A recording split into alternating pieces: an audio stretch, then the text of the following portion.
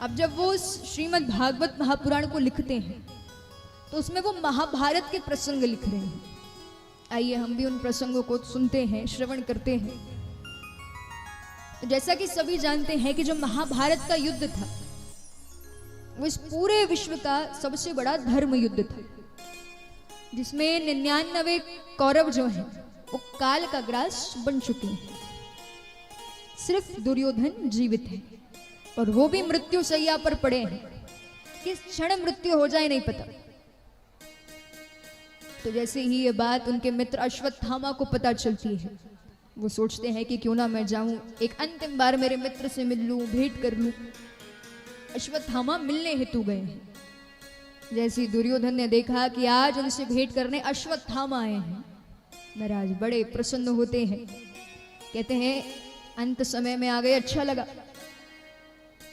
अश्वत्थामा कहते हैं मित्र हो, मरते दम तक मित्रता निभाऊंगा।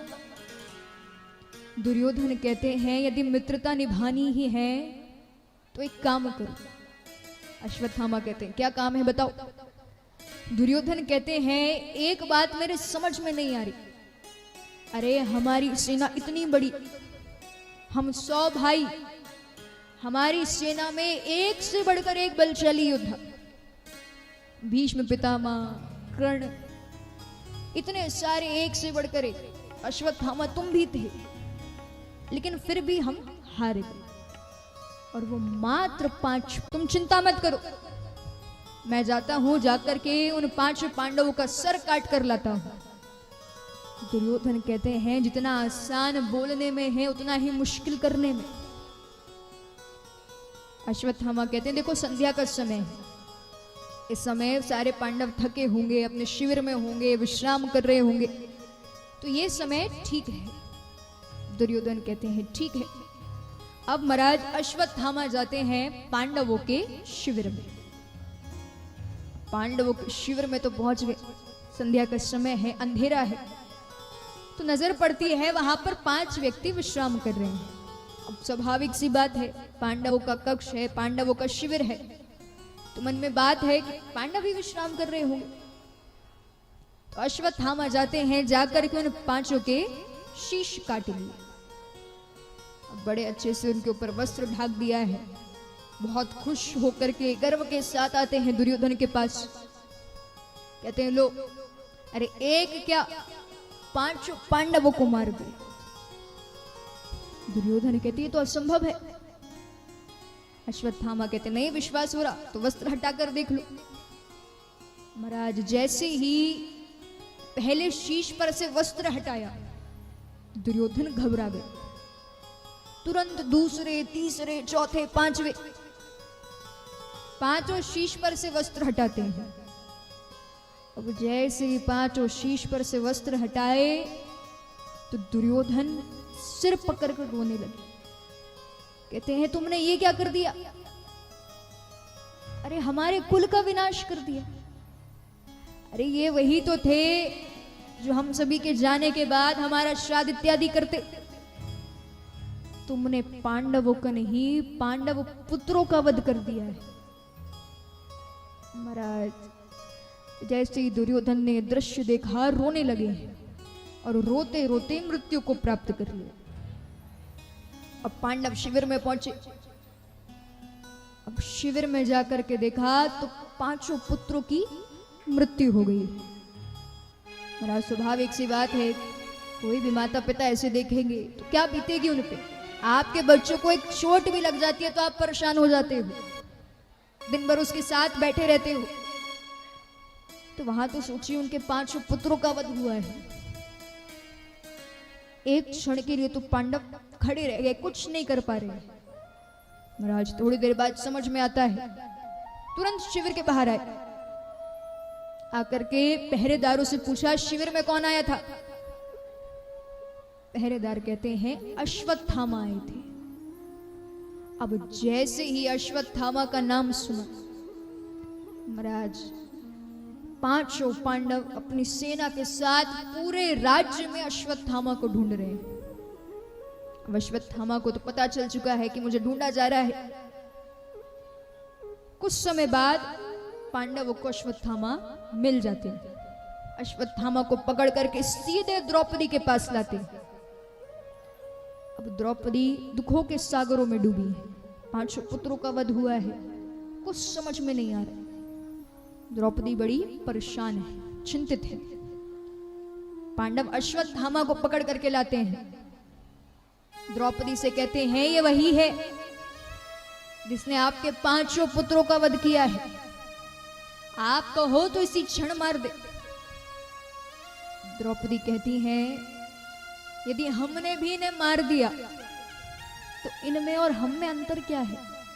मतलब सामने वाला व्यक्ति जो गलती कर रहा है हम भी कर दें, वो तो गलत, हम भी गलत हो जाए, ये तो सही नहीं है। तो 5 पांडव कहते हैं, फिर क्या करें? द्रौपदी कहती है कि आप इन्हें अपमानित कीजिए, क्योंकि महाराज हर व्यक्ति के जीवन में सबसे बड़ा उसके लिए उसका सम्मान होता है। यदि आप किसी के बारे में कुछ कह देते हो तो उस व्यक्ति का क्रोध देखो, कैसे मेरा नाम लिया। हर व्यक्ति को अपना नाम प्यारा है, हर व्यक्ति को अपना सम्मान प्यारा है। व्यक्ति कोई काम करता है, पैसे तो अपनी जगह ठीक है, लेकिन सबसे पहले वो जो भी काम कर रहा है वो सम्मान पाने के लिए करेगा। और वो सम्मान एक ऐसी चीज है जिसे कमाने में कई वर्ष लग जाते हैं और मिटने में एक क्षण नहीं लगता। तो द्रौपदी कहती है कि इन्हें अपमानित करो। और महाराज अश्वत्थामा के शीश पर एक मणि लगी हुई थी। तो कहते हैं कि इस मणि को भी निकाल लो। तो अश्वत्थामा को अपमानित किया गया है और उनकी शीश पर जो मणि लगी हुई थी वो मणि भी निकाल ली है, छीन ली है। और इसके बाद अश्वत्थामा को राज्य से निर्वासित कर दिया है। अश्वत्थामा बड़े क्रोध में, मेरे सम्मान पे बात आ गई। तो अश्वत्थामा क्रोध में आकर के अपने ब्रह्मास्त्र को आदेश देते हैं। कहते हैं, जाओ जाकर के पांडव पुत्र अभिमन्यु की पत्नी उत्तरा के गर्भ में इस कुल का आखिरी बालक है। मैं अपने ब्रह्मास्त्र को आदेश देता हूं कि ये जाए जाकर के उस गर्भ को भी खंडित कर दे। अब महाराज ब्रह्मास्त्र आ रहा है उत्तरा के गर्भ को खंडित करने। उत्तरा बड़ी परेशान है, बहुत पीड़ा हो रही है। दौड़ी दौड़ी आती है जहां पर श्री कृष्ण भी हैं, युधिष्ठिर हैं, भीम हैं, अर्जुन हैं, द्रौपदी हैं। सभी अपने पुत्रों को श्रद्धांजलि दे रहे हैं। अब देखिए वहां थे सब, लेकिन उत्तरा दौड़ी दौड़ी सीधे श्री कृष्ण के पास जाती है। श्री कृष्ण को पूरा घटनाक्रम सुनाती हैं कि अश्वत्थामा ने अपने ब्रह्मास्त्र को आदेश दिया है कि वो मेरे गर्भ को खंडित कर दे, क्योंकि इस कुल का आखिरी बालक मेरे गर्भ में है। कुछ कीजिए, इस बालक को बचा लीजिए। महाराज उत्तरा बहुत परेशान है, रो रही है। तब भक्त का रोना देखकर पहली बार भगवान किसी के गर्भ में प्रवेश करते हैं। सूक्ष्म रूप धारण किया, उत्तरा के गर्भ में प्रवेश करते हैं। एक सुरक्षा चक्र बना दिया है। अब देखते हैं कि उत्तरा के गर्भ में छोटे से प्यारे से राजा परीक्षित जी बैठे हुए हैं। और परीक्षित जी भी मनुष्य योनि के ऐसे पहले मनुष्य थे जिन्होंने गर्भ में ही भगवान के दर्शन कर लिए। महाराज परीक्षित जी श्री कृष्ण को देख रहे हैं, श्री कृष्ण परीक्षित जी को देख रहे हैं। कुछ समय बाद ब्रह्मास्त्र आता है। भगवान ने सुरक्षा चक्र बनाया, कौन सा ब्रह्मास्त्र टिकेगा? तो ब्रह्मास्त्र आता जरूर है, लेकिन निस्तेज होकर के वापस चला गया है। तब श्री कृष्ण देखते हैं कि मेरा काम हो गया है, मुझे चलना चाहिए। तब भगवान उत्तरा के गर्भ से बाहर आते हैं, अपने वास्तविक स्वरूप में आए हैं। अब देखा जाए तो श्री कृष्ण और राजा परीक्षित जी भाई हुए, क्योंकि उसी गर्भ से पहले श्री कृष्ण आते हैं, फिर राजा परीक्षित जी जन्म लेते हैं। इसलिए कहीं ना कहीं राजा परीक्षित जी को श्री कृष्ण का भाई कहा जाता है। जैसे ही श्री कृष्ण बाहर आए गर्भ से, महाराज ये दृश्य कुंती देख रही थी। कुंती समझ गई कि आज इस कन्हैया ने मेरे कुल का विनाश होने से बचा लिया। यदि आज ये कन्हैया कृपा नहीं करता तो मेरे कुल का विनाश हो जाता। महाराज कुंती दौड़ी दौड़ी जाती हैं, जाकर के श्री कृष्ण के चरणों में गिर गई हैं। ठाकुर जी कहते हैं भुआ ये क्या कर रही हो, अरे आप मेरे चरण स्पर्श क्यों कर रही हो। कुंती कहती है यही बात तो विचित्र है, अरे भगवान हो, ईश्वर हो, और मुझसे कह रहे हो कि भुआ ये क्या कर रही हो। कन्हैया आज तो बताने दे तू कौन है। ठाकुर जी कहते लो मैं ही बताता हूं मैं कौन हूं। श्री कृष्ण कहते हैं हाँ मैं ही हूं परम पिता परमेश्वर, मैं ही भगवान हूं। आज जिसे जो मांगना है वो मुझसे मांग लो, आज मेरा देने का मन कर रहा है। तो भगवान युधिष्ठिर जी से कहते हैं युधिष्ठिर जी पहले आप मांगिए, आप बड़े हैं। युधिष्ठिर जी सोच में हैं। कुछ समय बाद कहते हैं कि भगवान आप मुझे ये आशीर्वाद दे दो कि कैसी भी परिस्थिति क्यों ना हो लेकिन मैं कभी सत्य का साथ ना छोड़ू। भगवान प्रसन्न होकर के कहते हैं तथास्तु। भीम से कहते हैं आप भी कुछ मांगिए। भीम कहते हैं कि आप मुझे आशीर्वाद दे दीजिए कि उठते बैठते सोते जागते हर क्षण आपके नाम का स्मरण बना रहे, यही बहुत है। श्री कृष्ण कहते हैं तथास्तु।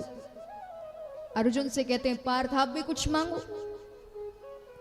अर्जुन कहते हैं ज्यादा कुछ तो नहीं, बस यही मांगना चाहूंगा कि मैंने आपको अपना गुरु माना है, आप मुझे शिष्य मानते हो, तो यही भाव हमेशा बना रहे। श्री कृष्ण कहते हैं तथास्तु। द्रौपदी से कहते हैं आप भी कुछ मांगिए। द्रौपदी कहती हैं कि आप मुझे सखी बोलते हो, मित्र मानते हो, मैं आपको सखा बोलती हूं, तो यही भाव मेरे मन में हमेशा बना रहे। श्री कृष्ण कहते हैं तथास्तु। तो मतलब जो व्यक्ति जो मांगना चाह रहा है श्री कृष्ण सब दे रहे हैं। अब हर व्यक्ति ने कुछ ना कुछ मांग लिया लेकिन कुंती वहां चुप खड़ी है। श्री कृष्ण कहते हैं भुआ सब मांग रहे हैं, युधिष्ठिर ने मांगा, भीम ने मांगा, अर्जुन ने कुछ वर मांगा, आप भी कुछ मांगो। तो कुंती कहती हैं देख लाला, मांगते वो हैं जिनके पास कुछ होता नहीं है, मेरे पास तो तू है, क्या चाहिए, सब कुछ है मेरे पास। महाराज श्री कृष्ण कहते हैं अरे बुआ ये कौन सी बात हुई, आज सबको दे रहा हूं तो मैं भी दूंगा कुछ ना कुछ, मांगो तो सही वर। महाराज कुंती सोच में है। कुछ समय बाद कुंती कहती है अच्छा ठीक है, इतना ही तू कह रहा है तो मांग लेती हूं आज वरदान। श्री कृष्ण कहते मांगो। कुंती कहती है कि कन्हैया तू मुझे ये वरदान दे दे कि मेरे ऊपर हमेशा दुख पे दुख आते रहे, मेरे ऊपर हमेशा संकट पे संकट आते रहे। ठाकुर जी कहते हैं ये कोई मांगने की चीज है? अरे कोई व्यक्ति दुख कभी मांगता है अपने जीवन में? एक बार आप ही सोचिए, यदि भगवान आपके पास आ गए, आपसे पूछा क्या चाहिए, एक लंबी सी लिस्ट होगी, इतना धन दे दो, इतनी संपत्ति दे दो, एक बड़ी सी गाड़ी दे दो। हर व्यक्ति अपने अनुसार मांगेगा लेकिन दुख कोई नहीं मांगेगा, हर व्यक्ति सुख चाहता है। ठाकुर जी कहते हैं कि भुआ दुख भी कोई मांगने की चीज है? अरे कोई और होता एक लंबी सी लिस्ट लेकर खड़ा हो जाता मेरे सामने, मैं तुम्हें दुख नहीं दे सकता। कुंती कहती है देख लाला, मैं वो सुख नहीं लेना चाहती जिसमें मैं तुझे भूल जाऊं, मैं तो वो दुख ग्रहण करना चाहती हूं जिसमें तेरे नाम का सुमिरन बना रहे। क्योंकि महाराज बात बिल्कुल सच है, जब व्यक्ति के पास सारे सुख होते हैं, सब कुछ होता है, तब व्यक्ति भगवान को याद नहीं करता।